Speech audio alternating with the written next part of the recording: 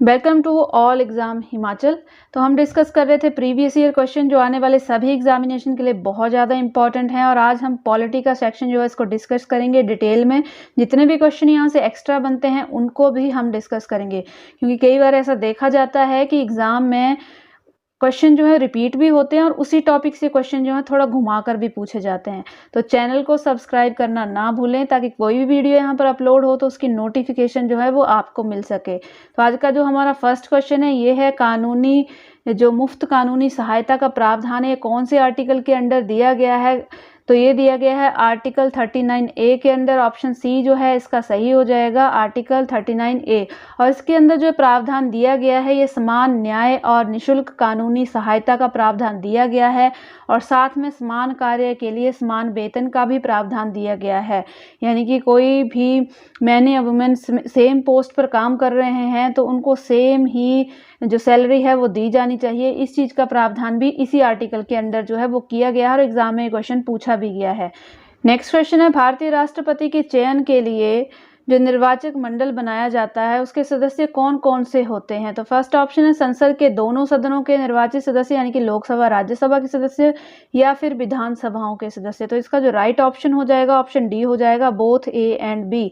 यानी कि Lok Sabha plus Rajya Sabha plus Vidhan Sabha, तीनों के मेंबर्स को ही राष्ट्रपति के चयन के जो प्रोसेस होता है उसमें शामिल किया जाता है। राष्ट्रपति के चयन में सभी को जो है सम्मिलित किया जाता है, इन तीनों ही लोकसभा राज्यसभा विधानसभा के सदस्यों को।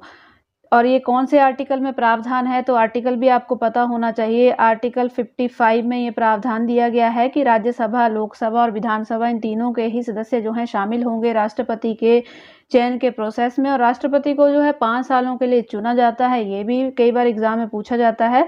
नेक्स्ट क्वेश्चन है, निम्नलिखित में से कौन सा कथन जो है वो सही है।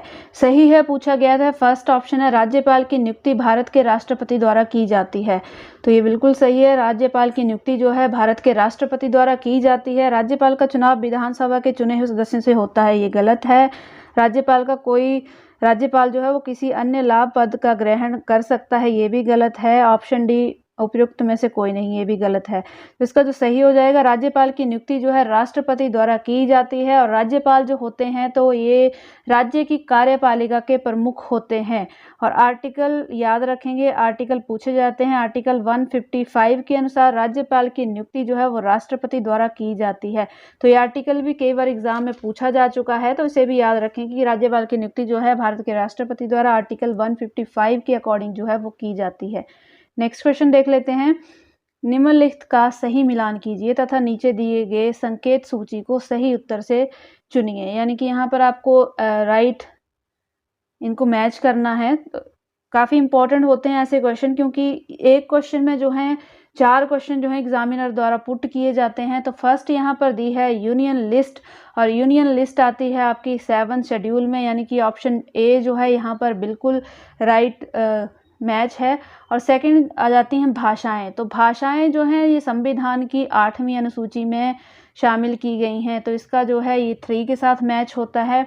नेक्स्ट है राज्यसभा के पदों का आवंटन, यानी कि राज्यसभा की जो सीट्स हैं वो कैसे बांटी जाती हैं। तो इसका जो राइट ऑप्शन हो जाएगा 4th सूची, यानी कि सेकंड के साथ मैच हो जाएगा। और लास्ट हमारा बच गया आदिवासी क्षेत्रों का प्रशासन, तो ये 6th अनुसूची में है। ऑप्शन ए ये राइट ऑप्शन है इसका, 6th अनुसूची। नेक्स्ट क्वेश्चन देख लेते हैं, इनमें से कौन से संशोधन अधिनियम द्वारा पंचायती राज संस्था की स्थापना भारत में हुई थी। मोस्ट इंपॉर्टेंट क्वेश्चन है, और मैं दूसरे चैनल पर जो है एक वीडियो अपलोड कर चुकी हूँ संविधान संशोधन का, उसमें मैंने डिटेल में इस क्वेश्चन को जो है डिस्कस किया है। तो इसका जो राइट ऑप्शन हो जाएगा ऑप्शन बी हो जाएगा, भारतीय संविधान का संशोधन 73 जो है ये पंचायती राज से संबंधित है। और इसके साथ ही एक क्वेश्चन और भी पूछा जाता है कि जो नगर पंचायतें होती हैं उनका संशोधन कौन से अधिनियम के अकॉर्डिंग होता है। तो 74th जो कॉन्स्टिट्यूशनल अमेंडमेंट है उसमें नगर पंचायतों का प्रावधान दिया गया है, और ये दोनों ही आर्टिकलों को जुड़वा आर्टिकल के नाम से भी जाना जाता है, डिटेल में मैंने पढ़ाया हुआ है। और इसमें क्या है, आर्टिकल 243 ये इंपॉर्टेंट है। आर्टिकल 243 ये पंचायतों से संबंधित है, तो इसमें इसकी 11वीं अनुसूची जो है 11th जो अनुसूची है उसमें ये जोड़ी गई है और साथ ही साथ पंचायतों के 29 कार्यकारी विषय वस्तुएं भी इसमें रखी गई हैं। 29 जो सब्जेक्ट हैं वो भी इसमें रखे गए हैं और इस अधिनियम ने पंचायती संस्थाओं को संवैधानिक दर्जा दिया है। ये मोस्ट इम्पॉर्टेंट है।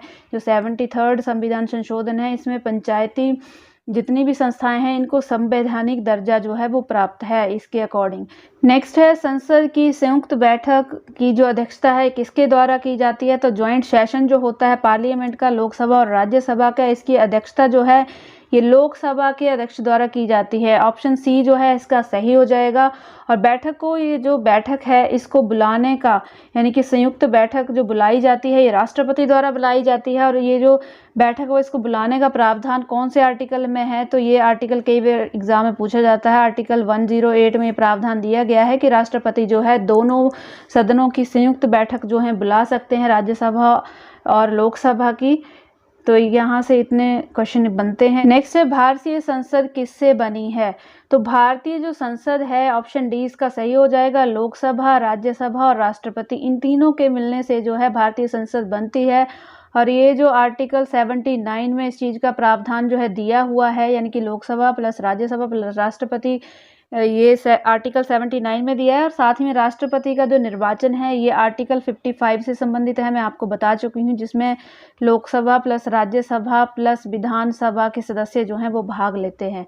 तो नेक्स्ट क्वेश्चन है अवशिष्ट शक्ति, जिसको द पावर ऑफ लेजिस्लेट भी कहा जाता है, उसके विषय में कानून बनाने की शक्ति जो है वो तीनों सूचियों में से किसी भी नहीं है।